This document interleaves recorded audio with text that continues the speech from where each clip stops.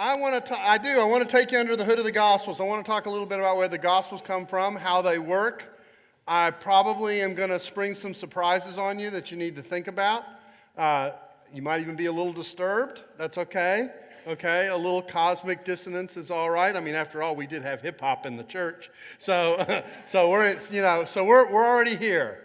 So let me begin by just talking about the gospel roots and where they come from. And I've got a text up on the screen that I hope you can read. It's from Luke chapter 1, verses 1 and 2. And it talks about, if you have your Bibles, open them up. I tell people, I have my Bible on this thing, which people call a smartphone, and I am convinced it's misnamed because I have a Bible on my smartphone, so that doesn't make it a smartphone. That makes it a spiritual phone. So turn on your spiritual phones to Luke chapter 1, and just look at these first two verses. And we've probably got about a dozen translations sitting out there on these phones, so we'll just do the best we can. It says, "Now many have undertaken to compile an account," actually very literally set to hand, this is talking about written sources, "that have been of the things that have been fulfilled among us, like the accounts passed on to us who were eyewitnesses and servants of the word from the beginning." That's the oral level of the tradition. So verse 1 is written, verse 2 is oral. They were existing side by side. I had someone come up to me during the break and said, "I thought you were talking about morality for the first 15 minutes. Orality, that's with an O, okay? So anyway, so we're talking about oral sources here, and that's the combination that we're dealing with in the Gospels. Now, the oral word was seen as the living word. I've already told you that. So the recording of the Gospels didn't start until the apostles had started to die off. I've already talked to you about that. But what are our sources? Now, you will say our sources are Matthew, Mark, Luke, and John. And what I'm going to tell you is that the sources of the Gospels, what I'm asking about, what were the sources of the Gospels when the Gospels were being written, when there was no Matthew, Mark, Luke, or John? Best we can tell, at least once we get past Mark, is what we're dealing with is Mark material that comes from Peter, primarily. What is called Q, I'm going to explain that to you in just a second. Some of you probably heard some bad things about Q, so I'm going to try and rehabilitate Q. And then the special traditions that are unique to Matthew, that are unique to Luke, and then John is about 88% unique material. John set about writing a gospel. He was the Paul Harvey of the evangelists, all right? He was going to tell them the rest of the story. So John consciously stepped into what was already a set of gospels that had probably been circulating for about 20 to 30 years, and comes in and gives about 88% unique material, and from a completely different perspective. So our gospel writers are two apostles, Matthew and John, and two people close to the apostles, namely Peter close to Mark and Paul close to Luke. And what's interesting is, I bet you've never thought of this. What do you call a gospel if you don't call it a gospel? Okay? We know, one of the things of the church is beneficiary of tremendously good public relations. Okay? We've called it gospels for centuries. And the gospel is the good news of Jesus Christ. But what did they call these things in the 2nd century when the word gospel wasn't quite established? Justin Martyr, when he referred to these works, called them the apostolic memoirs. I thought, that's a fabulous name for what they are. The apostolic memoirs. These are the recollections of the apostolic circle about Jesus. And sometimes skeptics complain. They complain, we actually don't have anything written directly by Jesus himself. That's true. Okay? We don't have anything, we don't have the gospel of Jesus Christ. This is CNN. Okay? We don't have that. We don't have anything like that. What we have and what we've gotten is what we've gotten for all time. The impression that Jesus Christ made on other people. And so that's what the Gospels are. They are the impression that Jesus Christ has made on other people. And so you look at these texts, and that's what we have. Now, how do they work? What exactly is going on? Oh, there's our full text. Many have undertaken to compile an account of the things that have been filled among us. That's the written material. Like the accounts passed on to us, the phrase passed on to us is traditional Jewish language for oral tradition. By those who were eyewitnesses and servants of the word from the beginning, that's where idea of eyewitnesses comes in. That's where memory comes in. Oral materials rooted in the witnesses. So it seemed good to me as well, because I followed all things carefully from the beginning to write an orderly account for you, most excellent Theophilus, so that you may know for certain the things you were taught. Theophilus had exposure to this, and he needed to be reassured. My guess is that Theophilus is a Gentile in what was originally a Jewish movement. By the way, guys, I'm Jewish too, okay? My parents on both sides. So I'm on the board of Chosen People Ministry, so we have a lot of connections. Anyway, I want to go into hip-hop, but I'm going to restrain myself. And so I almost lost my train of thought. And so Theophilus is this Gentile in originally Jewish movement. The Jewish movement's given this new movement a hard time, and the Gentiles seem to be struggling it. So here's a Gentile in what was originally a Jewish movement asking, have I made the right move? And Luke and Acts is an offense. Yes, Theophilus, you're exactly where God wants you to be. You've made the right move. Another thing that's going on in Luke Acts is that new things on the block in the ancient world are not good. Okay? It's not like our world where, it's Microsoft 2017, Microsoft Word 2017. No, if it's newer, it's better. It's new industrial strength, Arnold Schwarzenegger kind of stuff. No, in the ancient world, particularly with religion, what counted was that it had pedigree, that was old and established. Luke is actually writing Luke Acts to show that what looks like a new movement is actually an old movement that goes back centuries. And it was intended to include Gentiles all along, even in the midst of ministering to the Jewish community. So that's the background for what Luke is supplying to what we are doing. Now here's an example of Justin Martyr referring to these texts as apostolic memoirs. It says, "For in the memoirs, which I say were drawn up by his apostles and those who followed them, it is recorded, his sweat fell down like drops of blood while he was praying, saying, if it be possible, let this cup pass." Just a side remark, referring, how do you refer to this stuff when you don't have chapters and verses? Okay, we're so used to chapters and verses. Chapters and verses came from like the 13th century. Chapters did. Verses came a little later. When they were introduced into the Bible, people complained. Okay, guy apparently did it on I started to say a stagecoach. That's Western, but on a coach from moving from one place to another. And one of the critical reviews of what he did is the road must have been bumpy. Okay, so this was seen as an innovation that shouldn't happen. What would we do without chapters and verses today in referring to this stuff? So Justin Martyr doesn't have chapters and verses. How are you going to refer to this? So he says, for the memoirs, I say were drawn up by the apostles, and then he just cites the text. Little aside on the passage that we're looking at. Notice that Jesus' sweat drops like blood, not sweat blood. Okay, please observe that. Okay, anyway, so now that we've dealt with Jesus' suffering, let's move on. Here is some data on the Synoptic Gospels. Okay, now the next 10 minutes, for those of you who are not obsessive compulsive, okay, the next 10 minutes you can kind of just come down 2 levels and relax. I'm going to give you a lot of details you're not going to want to remember, and you don't have to remember. I just want to make an impression on you. For those of you who are obsessive compulsive, the next 10 minutes are going to bug you. Okay? All right, so here we go.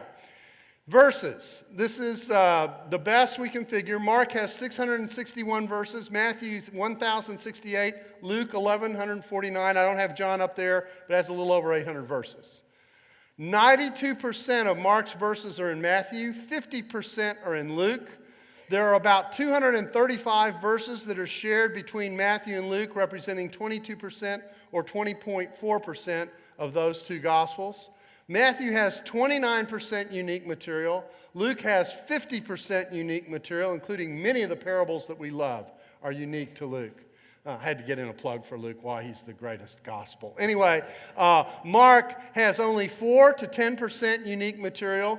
28% of Matthew is in both Mark and Luke. 45% of Mark is in both Matthew and Luke. 26% of Luke is in both Matthew and Mark. 47% of Mark is also in Matthew. The exam gal on those numbers will come next week. Okay? So, here's the point that I'm making.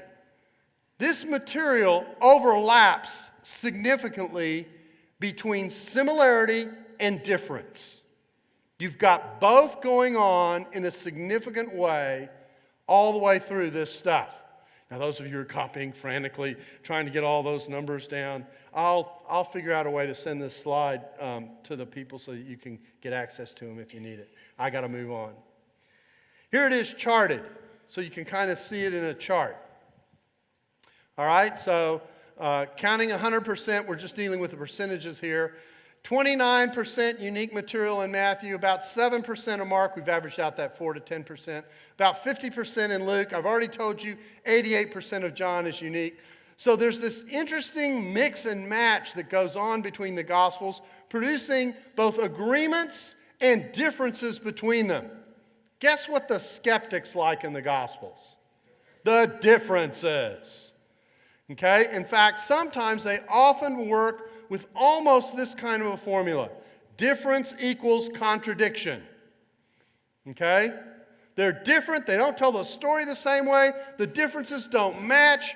Difference equals contradiction. So one point I want you to get out of what I'm going to say to you today is difference means difference, not contradiction. If you talk to my wife and me about our courtship, okay? All right? I'm going to remember certain things, and she's going to remember certain things. I can guarantee you one thing about I'm going to remember certain things, and she's going to remember certain things, and that is that I'm not going to remember all the things she remembers, and she doesn't remember all the things I remember. Okay? Just doesn't happen. All right? It's kind of like that philosophical conversation you have in your house about the definition of cold and warm. Okay? All right? You have that in your house? I have that in my house too, you know? My wife says, "It's cold in here." I go, "Oh man, this is wonderful. I could be in Florida." Anyway, so here we go. All right. Now, where does this idea of a Q source come from, and who or what is Q? Or as my wife says, who or what is Q and who cares? Okay? Q is the German word for Quelle, means source. And that's where we think the designation Q comes from. And here's what it represents. It represents about 235 verses of Matthew and Luke that overlap and come with one assumption. Matthew didn't use Luke, and Luke didn't use Matthew. Okay? They didn't use each other. And we don't care which way that arrow goes. The reason people don't think Matthew used Luke or Luke used Matthew is just think about it for a second. How similar are the infancy materials in the two accounts? And how much overlap do they have? Not much. I mean, they quote the same facts, but there's no evidence of contact between them. In fact, one is telling it from the perspective of Joseph, it's Matthew. The other one's telling it from the perspective of Mary, that's Luke. But they don't talk about the same stuff, other than the fact that Jesus was born in Bethlehem. Okay? I mean, there's nothing about John the Baptist in Matthew. Okay? That kind of thing. Or think about the difference between the Sermon on the Mount, one of Jesus' most famous discourses, and Luke's version, the Sermon on the Plain, which is much shorter and much more compact. So the argument is Matthew didn't use Luke and Luke didn't use Matthew. We're in a culture in which the teaching of Jesus is circulating, whether in written form or in oral or in some mixture, and 200 verses of them overlap. How does that happen if they aren't using each other? They must have used a common source. That thing is called Q. Okay? I actually think Q in one form or another is more reasonable than the idea that one of the other Gospels used the other. The moment you do that, you get something like Q. Your other option is to suggest, which some people do, that one of the Gospels used the other Gospels. That's also possible. I just don't think it's most likely. Now, another reason I suggest this is that Q actually has specific topics. It isn't just 235 random verses of Jesus' teaching. There are actually topics in there. That's what that slide under there at the bottom is supposed to show. There are passages on John the Baptist and Jesus. There are passages on Jesus and his disciples. There are passages on Jesus and his opponents. There are passages that deal specifically with the future. And then there's just a smattering of other passages. This looks like teaching about the origins and mission of Jesus that we're dealing with in this material. Now let me tell you how skeptics use this material that is illegitimate. They come along and they say, see, there's no passion, there's no crucifixion and resurrection in this material, so this is a community that saw Jesus as an ethicist and a teacher, and they didn't care about his life, ministry, and resurrection. Now I have one answer to that question. Bah, humbug. Okay? I write a dissertation on a specific topic because I have a specific concern. That doesn't mean I don't care about the resurrection and passion of Jesus. I have a specific focus that I'm giving. I have certain things in a certain area that I want to teach the community, and I gather that together as an anthology on that topic. That's what Q is. That doesn't tell me schmatz, that's a technical term, okay? That doesn't tell me schmatz about the rest of what I think theologically. So I can't define the whole of a supposed community's theology and ministry on the basis of a selection that they make of Jesus' teaching. Particularly when Q is circulating at a time when something else that scholars recognize is going on, and that is that the Passion narrative was probably the first piece of tradition that we have in the Gospels that was formed. It was the first set of stories that were told, what happened during the last week of Jesus' life. Most scholars think that Passion material, which significantly overlaps in the three synoptic Gospels, that's Matthew, Mark, and Luke, because they overlap so much in content. Anyway, we think that that's the earliest piece of tradition that began to be put in some kind of a written, structural, sequenced form. And so that already exists and is circulating in the church. You have the Lord's Supper being observed in the church that commemorates his death and the importance of his death.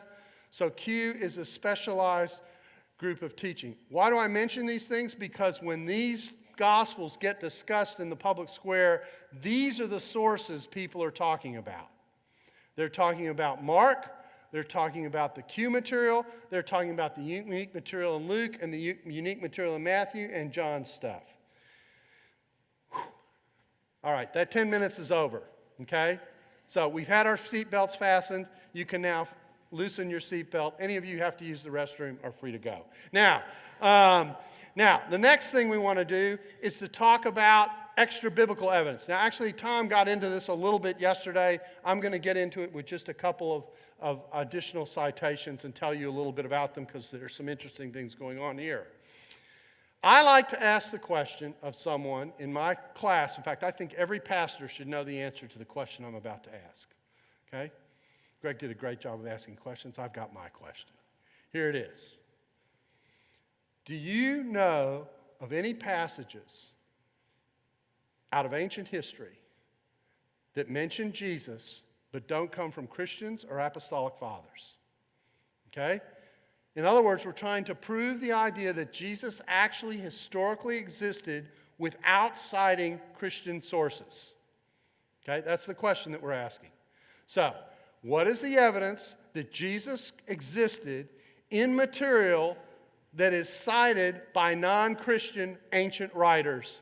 And we're giving about a 100-year limit from the time of Jesus' life till the time we cut it off. Okay, that's the question. The answer is, there is an answer. Okay? There are two major passages, and the third one that's disputed. This is the first passage. This is a passage from Josephus. But the Josephus passage has a problem. Okay? This is from Antiquities 18, 63 and 64. Antiquities is a book Josephus wrote on the history of Israel, starting with Genesis and going all the way up to the time when he was writing about AD 90. Okay? And in the midst of it, he goes through a sequence when he talks about the rule of Pontius Pilate in Israel. And he goes through some domestic disturbances that happened while Pilate was prefect of Judea. And in the midst of this, there's this passage on Jesus. Now, when I read this, you're going to hear some spots and go, is Josephus a Christian? To which the answer is no. He was not a Christian. He was not a Messianic Jew. Okay? So you're going to read this, and on the slide, I have the problematic stuff in italics. Okay? So here we go. And I'll highlight it by the way I read it so you can follow along. It says, now there was about this time Jesus, a wise man, if it be lawful to call him a man. See, that suggests he's something more. Okay? That's in italics. For he was a doer of wonderful works. He was a doer of paradoxical deeds. The Greek word here is paradoxon. It's where we get our word paradox from. Surprising stuff. This is actually a recognition that Jesus had a reputation for doing miraculous kinds of things, surprising things. Anyway, a teacher of such men has received the truth with pleasure. He drew over to him many of the Jews and many of the Gentiles. He was the Christ. Probably not Josephus. Okay? All right? And when Pilate, at the suggestion of principal men among us, had condemned him to the cross, those that loved him at the first did not forsake him, for he appeared to them alive again on the third day, as the divine prophets had foretold, these and 10,000 other wonderful things. You can hear the Messiah going off in the background. You know? I mean, it's just that's probably not Josephus. And the tribe of Christians so named for him are not extinct to this day. Okay, that's the citation as we have it. This is probably something close to what it was. We think what we can do is we can extract out the clearly Christian editions. These texts were preserved by Christians. That's how we have them. And so we think some of the Christian scribes came along and said, Josephus doesn't think enough of our Jesus. We'll kind of help him out. So here we go. Here's what we think we have. Now there was about this time a source of further trouble Jesus, for he was a doer of surprising works, a teacher of such men who received the truth with pleasure, or perhaps it can be translated men who welcome strange things, depending on whether you translate it neutrally or a little more negatively. He drew over to him many of the Jews and many of the Gentiles, and when Pilate, at the suggestion of principal men among us, had condemned him to the cross, those that loved him at the first did not forsake him or cease to cause trouble, and the tribe of Christians, so named for him, are not extinct to this day. Most classical scholars who work with this text think something like that is what Josephus said. If he said it, notice Jesus existed. He was crucified under Pontius Pilate. He was crucified because of pressure coming from the Jewish leadership. Okay? And the one other thing that's in here that's interesting, and he was a doer of surprising things. I like to tell my classes, when it comes to the miracles of Jesus, that there's one thing you never hear from the Jewish polemics that push back against Jesus, and that is it didn't happen. You know what the Jewish position on Jesus is when it comes to his miracles? Who's responsible for them? You can tell me. Who's responsible for the miracles of Jesus as far as some of the Jewish audience would say? He does this by the power of Beelzebul, okay? Okay, that's not a denial that they're happening. Okay? That is a recognition that something is happening that needs an explanation of some kind of transcendent power. You know, last night we got the trilemma. You know, Jesus is either liar, lunatic, or Lord. I love C.S. Lewis. Okay? It's liar, lunatic, or Lord because his name's Lewis. Okay? So he likes L's. All right? So, but it's too complicated. In the New Testament, the choice about Jesus' power is either from above or below. Now, you know what that means? That means the option where our culture wants to put Jesus is not even an option. You know what our culture wants to do with Jesus? Our culture wants to put Jesus on kind of this neutral plane. He's a religious great, okay, fantastic teacher of religion. We're going to put him in a hall of fame with Moses and Elijah and Elisha and Muhammad and Buddha and Confucius, etc. We'll give them all their own room and we'll respect religion by treating them all the same. The New Testament does not allow you to put Jesus in that position. He is either from above or from below. And Jesus takes on the argument directly, if I cast out demons by the power of Satan, if I'm reversing the destructive work of Satan, how does that work? And when that tomb goes empty, at the end of Jesus' ministry, Jesus told the Jewish leadership, you will see the Son of Man seated at the right hand of power. That's what he's saying. You can do to me whatever you want. You can make whatever judgment you want. God is going to vindicate me. And when that tomb is empty, you can write me at www.righthandofgod.com.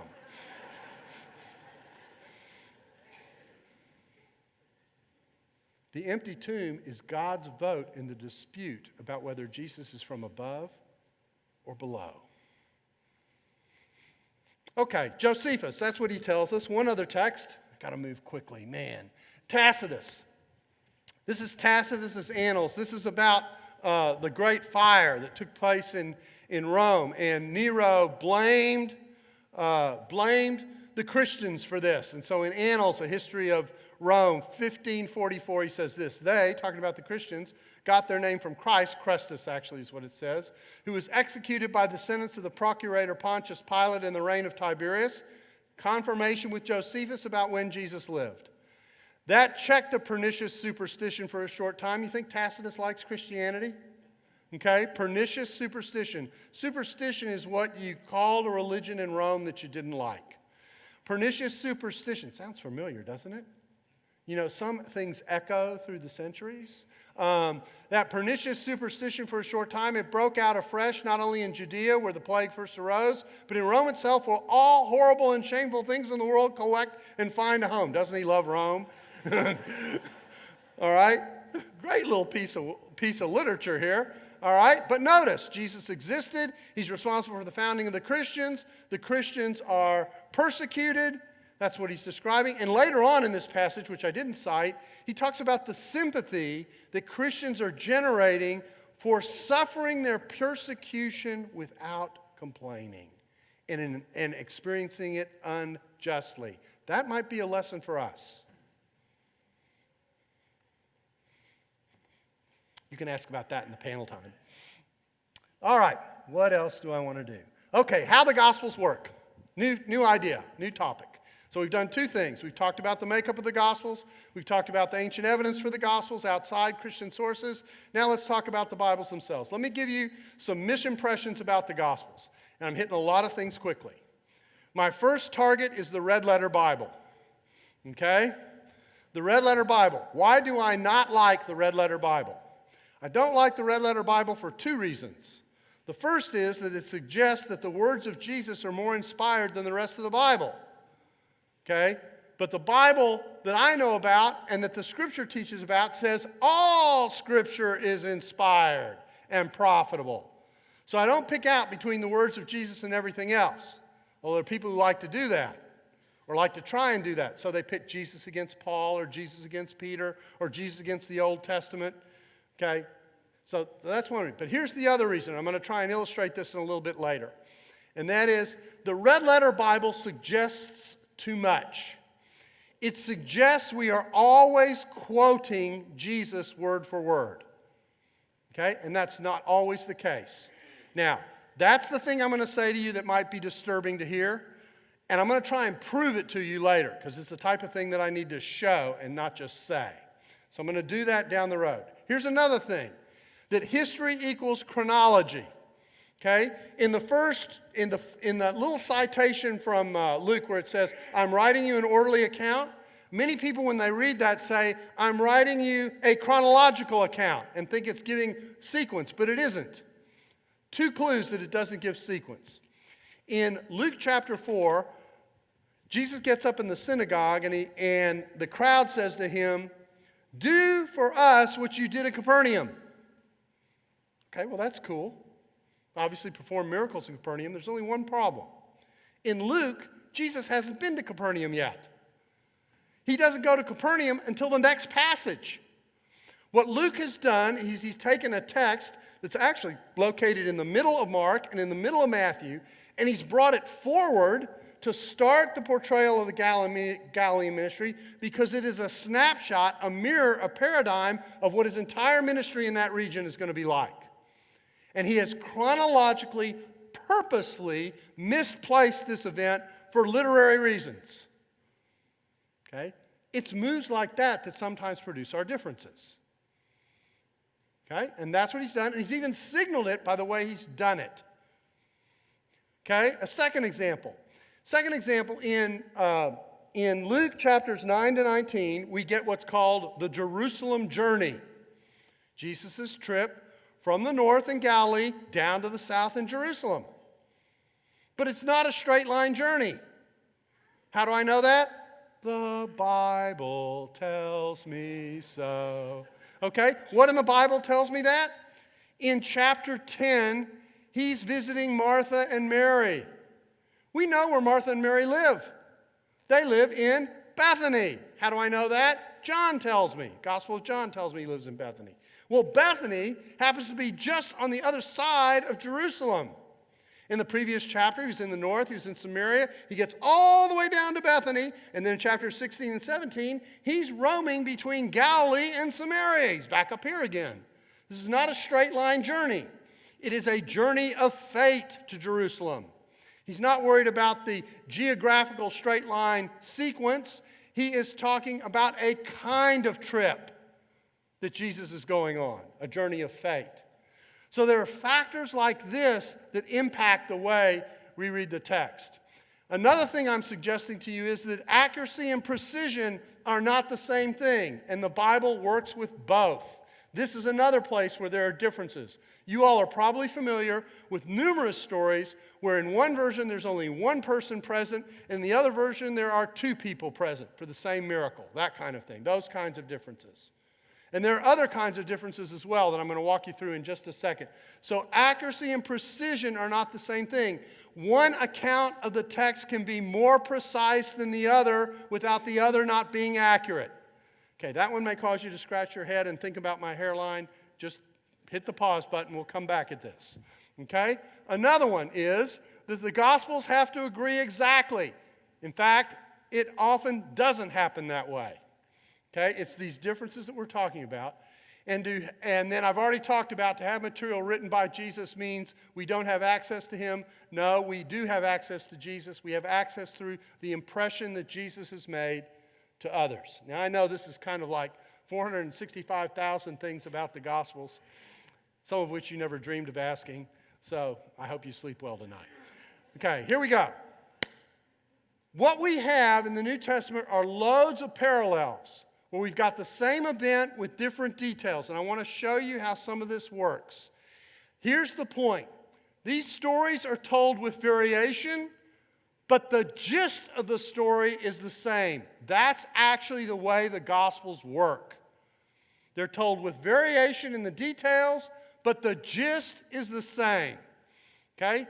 And difference doesn't equal contradiction. It's simply difference. Now, I'm going to try and illustrate this for you. And I'm trying to figure out an efficient way to do this. If you have your spiritual phones, turn them to Luke chapter 8. This is the parable of the soils. Okay, and I'm just going to look at one of these. Okay, so we're just going to look at one of these. Let's see here.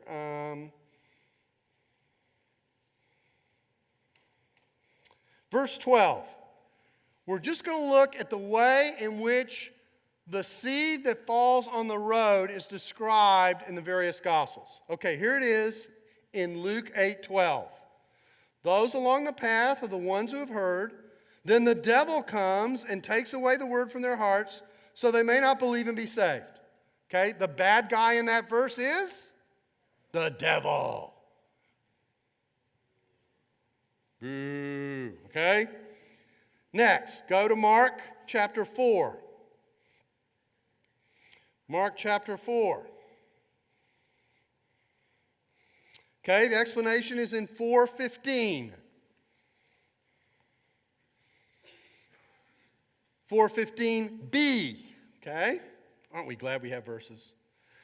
Whenever they hear, immediately Satan comes and snatches the word that was sown in them. Who's the bad guy in Mark? Satan, not the devil. Okay? But just the same. Difference and gist. Okay? Matthew 13.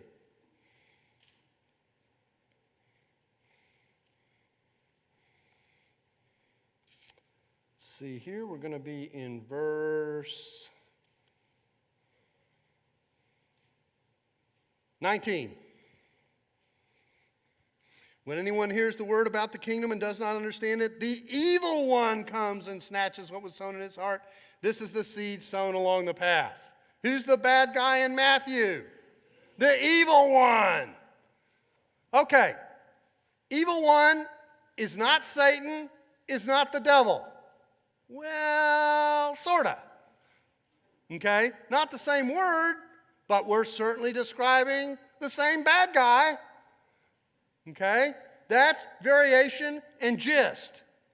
We're at the exact same point of the parable. It's only told once in each gospel. Okay? So you get variation and gist. Now, here's the interesting question, and a question the Scripture will not answer for us. But it's a question we will ask, and inquiring minds want to know, so we ask it. It goes, which one did Jesus actually say? To which the answer is, makes no difference. Because the gist of what he is saying is the same. Whether you call him Satan, the devil, or the evil one, okay? The chief spiritual bad guy is responsible for why that word doesn't penetrate the heart. Okay? And for the Spirit who inspired this text, that's good enough. You with me? Okay. Interesting? Okay. All right. Next one. Healing of the centurion's slave. This is Matthew chapter 8 and Luke chapter 7. I'm just going to summarize this for you. We're not going to look at the text, but you can look at it afterwards. I'm not lying to you. Okay? In Matthew chapter 8, Jesus and the centurion have a face-to-face conversation about healing his slave. You know the passage, this is the one where he says, just say the word. I'm a man under authority, and I say go, go, and they go, and they, that kind of thing. I wish my house worked like that. Okay? And so, in Luke, there are two sets of Jewish emissaries who come to Jesus. The centurion and Jesus never have a face-to-face conversation. Oh, Darrell, that's very different. Okay, but here's what's at work here. What's work in the background here is a cultural script. You know what a cultural script is? A cultural script is something that the culture understands that someone outside the culture might not get.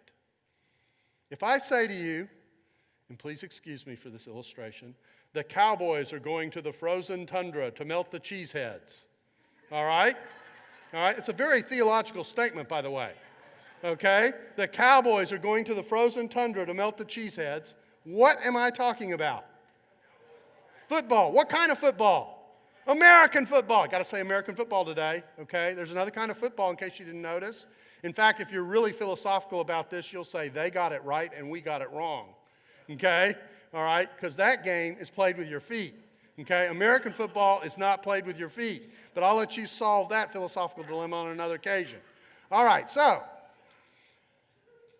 you'll notice that you knew that was about American football, although the words American football are nowhere in that sentence. How do you know that's about American football? Because you know the culture well enough to know the little cultural things that are cowboys, frozen tundra, cheeseheads. Okay? You put that together and you go, that's got to be football. That's got to be Dallas going up to Green Bay. Okay? And you translate it. You're aware of the cultural script. Here's the cultural script involved in the centurion scene. And actually, we have the cultural script. We just don't think about it. It is that if someone is sent in the name of someone else to speak for them, it's as good as their being present. Okay? If someone is sent in the name of someone else to speak on their behalf, they're commissioned representative. It's called the shaliach principle. Okay? Then you're, that's a Hebrew word. Then it's as good as them being there. And Matthew has simplified the account that way. We actually do this ourselves. When the press secretary at the White House gets up and speaks with that little sign sitting over his head, White House, okay? Do we care that, I don't even know what the name of the press secretary is, okay? Do we care that that's who's speaking? No. It's because he represents the president that we care what he says, Okay, same kind of idea. All right? So two differences that on the surface look pretty different, but actually aren't. But here's the point that Luke is making that Matthew is not. Luke is making the point that Jews and Gentiles can get along. Matthew isn't interested in that question, so he doesn't mention it. Okay? Sometimes these differences do matter in that it allows one evangelist to say something the other evangelist isn't interested in saying. Okay. Order of the temptations, another example. You know the order of the temptations in the two accounts is different? That it's it's 1, 2, 3 in Matthew, it's 1, 3, 2 in Luke in relationship to the order. What this is telling us is that sometimes chronology doesn't matter so much to a writer. That something happened is sometimes more important than the order that it happens in or the sequence that it happens in. All these things are going on with the Gospels. If you're not aware of the variety of things that are going on within the Gospels, as you talk with people who talk about contradictions, this is going to cause you to stumble. Okay? So you know what you do? You ask questions, like Greg said, to stay out of hot water. All right? So you step back and you ask them for their understanding of what's going on, and you work with that, and you go accordingly. Okay, New Testament example. I got some more here. I don't want to go through them all. Let me do Jairus' daughter. Another very fascinating example. Two of the versions of Jairus' daughter. You know how this works. Jesus is walking down, and the synagogue ruler comes up to him and says, "My daughter's dying," at least in Mark and in Luke. "My daughter is dying. Please come heal him." On the way, he is touched by a stealth person seeking healing. A woman, okay, who does the all I need to do is touch him method. Okay, I call it guerrilla healing. Okay? There's Jesus. Only there's one problem. As soon as she went, Jesus went, "Whoa!" And they had a conversation. Apparently a long enough conversation that in Mark and in Luke, someone comes from the house and says, "Don't bother the teacher anymore. Your daughter's dead." I like to tell people, I wonder what Jairus was thinking while Jesus was sitting there having this conversation with this woman. I bet he was not happy. I bet he feels like the way we feel when we're stuck in traffic sometimes and we're running late. Okay, not good. In Matthew, that girl is dead from the beginning of the story. It opens with a daughter of a centurion had died. This place went quiet. Okay? What do you do with that one? It's a good one. Again, remember I told you sometimes people are summarizing, and there's a difference between accuracy and precision. Here's a great illustration of it. The only thing Matthew cares about in telling that story, what is 14 verses in Mark is 8 verses in Matthew. He has condensed the story and simplified it. The only thing that he cares about is that by the time Jesus gets to that girl, she is dead. That's it. That's all he's interested in. The precision about the event is coming to us from Mark and from Luke. Those are not contradictions. They are authorial choices about how to present the material. Okay? They are differences that in the end do not matter. Because the gist is the same. By the time Jesus gets to that girl, she's dead. The miracle that Jesus performs with that girl is a resuscitation.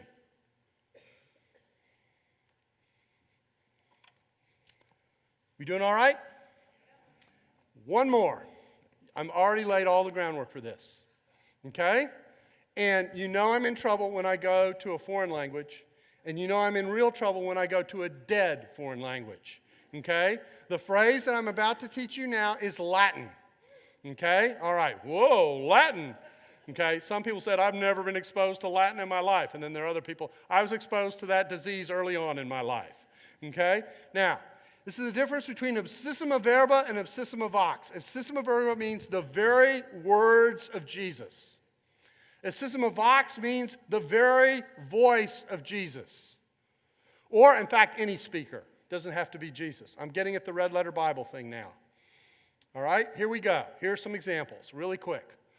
Voice of God from heaven when he's baptized by John the Baptist. There are actually two sayings that are recorded, two slightly different sayings. You are my beloved Son, in whom I'm well pleased. That's in Mark and in Luke. In Matthew, we get, this is my beloved Son, in whom I'm well pleased. Okay? Now, one way to satisfy this is to say, oh, well, the divine voice said both. Now, notice if you do that, you actually are having the event say something that no version of that event says. It's possible. I actually don't think it's the most likely. Here's what I think is going on. If you actually read Mark carefully, this is a private experience between Jesus and God, and then John's gospel tells us John the Baptist also saw it. Okay, he saw the dove come down on Jesus. But the rest of the crowd didn't see a thing. There's no reaction of the crowd in any one of the versions of this story about this happening. So God says to Jesus to mark out, it's time to start your ministry. You are my beloved Son, in whom I'm well pleased. It's like a coronation at a convention of a presidential candidate. All right? Matthew steps back and he says, here is the historical significance of what God did there. This is my beloved Son. He marked out this Jesus as his Son. Matthew is summarizing and paraphrasing.